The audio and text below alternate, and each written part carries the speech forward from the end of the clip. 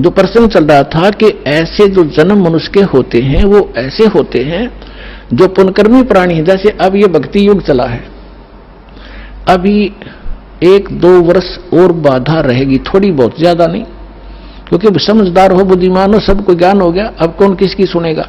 फिर 1-2 वर्ष के अंदर पूरे विश्व में फैल जाएगा, सब आपके साथी समर्थक हो जाएंगे, फिर बात तक खत्म हो जाएगी। फिर जो मर्यादा आप करोगे आपका सहयोग देंगे और वो भी वो मर्यादा ही पालन कर रहे होंगे, तो आपका भक्ति खंड नहीं होगा, आप भी सफल होंगे और वो भी होंगे। फिर क्या होगा कि कुछ दिनों में आपको इतना सुख हो जाएगा, क्योंकि भगवान सुख सागर है। तो ये सावधानी बरतना कि इस सुख में परमात्मा से दूर ना होना, क्योंकि ये सुख मालिक से दूर करता है और उसको होगा जिसका नाम खंडित हो जाएगा। या सांसारिक सुख, जैसे किसी व्यक्ति का नाम खंडित हो गया या किसी कारण से उसने नाम त्याग दिया, 2-3 वर्ष साधना करके वो चला गया, अब उसको फिर भी सुख हो रहे हैं और वो भक्ति भी दूसरी करने लग गया, या भी छोड़ दी है या यही मंत्र कर रहा है, उसने आना बंद कर दिया है, तो वो कनेक्शन तो कट गया। आगे चार्जर नहीं है उसका, लेकिन पिछला चार्ज जो बैटरी है वह काम कर रही है। अब वो काफी अच्छा चार्ज हो गया तो घरे दिन भी काम कर देगी, लेकिन वो ये सोच रहा होगा कि मेरा क्या बिगड़ गया। अब फिर बिगड़ेगा, जब ऐसा बिगड़ेगा कि किसी प्रकार समझ में नहीं आएगा उसके। अब इतना ज्ञान दिया जाता है, मैं कोई बालक नहीं या वैसे थूक बिलो हूं, कोई लालच हो मुझे, 2 रोटी भगवान ने दे रखी थी, जेई की नौकरी थी, बढ़िया काम चल रहा था, परमात्मा ने पहले भी ठीक से घर में गुजारा, ऐसे जन्म दे रखा था जहां रोटी टाइम पर ठीक मिले थी। तो दास ने पता चला कि मेरे जैसे दुखिया सारे ही हैं जिनको भगवान की चाह हर धक्के खा रहे हैं, मुझे पता लग गया, तो सबको आवश्यकता इस भगवान की, इस ज्ञान की। तो इसलिए दास ने इस पर कदम उठाया। तो इस प्रकार जैसे आप जो सफल होगे।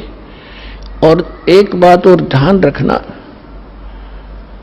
आप यहां केवल उसी उद्देश्य को लेकर ना आना कि जैसे रोगी है वो रोग ही स्वस्थ हो, जिसको पुत्र की संतान नहीं है वो संतान ही हो तो बात बने।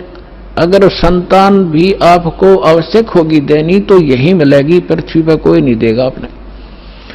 और जो आपका रोग निवारण होगा तो यही होगा, पृथ्वी पर कहीं होगा भी नहीं, और होगा ही होगा, रोग तो निवारण होगा ही होगा।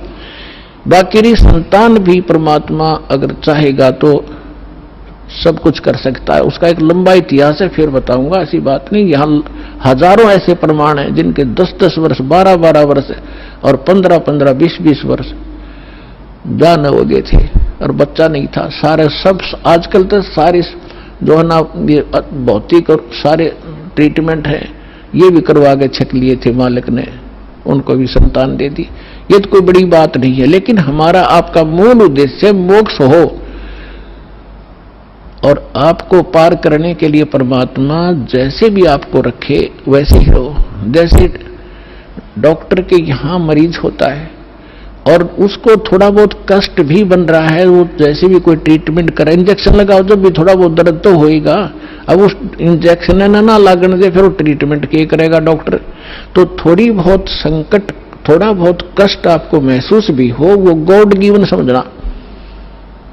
किस लिए परमात्मा हमें उदाहरण देते हैं अपने ऊपर ही, कहते हैं कबीर सुख के माथे पत्थर पड़ो, जो नाम हृदय से जावे, बलिहारी व दुख के जो पल पल नाम रटावे। परमात्मा कहते हैं तुम ऐसे मांगना मेरे से कि हे भगवान इसे सुख के आग लगो जिस जो आपसे दूर करे। हे परमात्मा ऐसा दुख, बलिहारी उस दुख के, ऐसा दुख बना रहे जिससे आपकी याद बनी रहे, ऐसा सुख ना देना भगवान जो आपसे दूर करे। तो आप ये समझ लेना, छोटी मोटी जो ठूठा आपका रख रहेगी ये गॉड गिवन होगी, ताकि वो मन बकवाद ना करे, इसमें मौत दिखे जा, और तभी ये भक्ति करेगा, ना करने ना दियो। ऐसा खतरनाक एलिमेंट है ये। तो पुणात्मा ये परमात्मा का ट्रीटमेंट चलेगा जब आप इसकी शरण में आगे। डॉक्टर के हॉस्पिटल में एडमिट एक पेशेंट अपनी चलाओगा तो वो रोग नहीं कटवाना चाहता, वो तो बकवाद कर रहा है, व्यर्थ में टाइम वेस्ट कर रहा है। तो आप यहां आगे हो, भगवान कोई बालक नहीं, आपके भविष्य की जानता है। अब जैसे किसी को एक्सीडेंट हो गया और उसका ब्लड चल रहा है, ब्लीडिंग हो रही है, तो डॉक्टर सबसे पहले उसकी कोशिश करेगा कि ब्लड रोकूं, चाहे उसकी टांग में कितनी पीड़ा हो रही हो, फ्रैक्चर भी हो रहा हो, उसने नहीं संभालेगा कि ये दर्द होने दे थोड़ा, पहले इसकी जान बच चली जाएगी जब ब्लड नहीं रोका थे। तो वो कह रहा होगा है मर गया, पैर टूट गया है मर गया, तो वो अलग बात है, पहले वो ब्लड रोकेगा फिर उस टांग ने संभालेगा, उससे जान नहीं जा सकती। तो इसी प्रकार आप यहां आए हो केवल एक उद्देश्य लेकर, और परमात्मा को पता है कि कल ने इसके ऊपर एक ऐसी आपत्ति आओगी, इसकी जान जानी है या कोई और भयंकर अटैक है इसके ऊपर, तो पहले मालिक आपके उस संकट में हटावेगा जो भविष्य में और आने वाला इससे भयंकर। और आप ये सोचोगे बता मेरा ये संकट ना ठीक हुआ, 2 बार लिया, तीसरी बार आ ली, 5वीं हाजिरी होगी। पुणात्मा या तो आजीवन आने की नियत बनाओ जब आपका कल्याण होगा। ऐसा बालक नहीं भगवान के झाड़े ला देर जा तुम अपना राज्य रम अपना राज्य, नहीं, आपके असंग जन्म का कोड कटेगा यहां से।